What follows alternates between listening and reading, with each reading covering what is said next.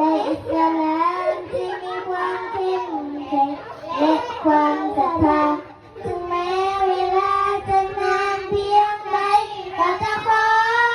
สัญญาด้วยเป้าหมายที่ยิ่งใหญ่เพื่อแลกกับสวงสวรรค์ของพระองค์อัลลอฮ์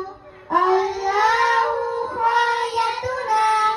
อันรอซูลกุตวะดูนา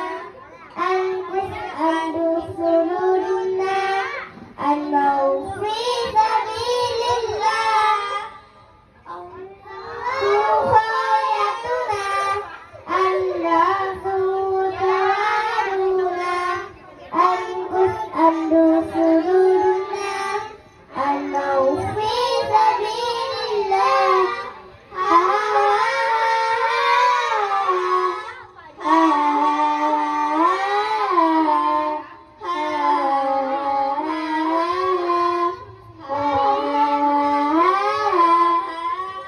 จากการตะเพียนหัวใจของเรา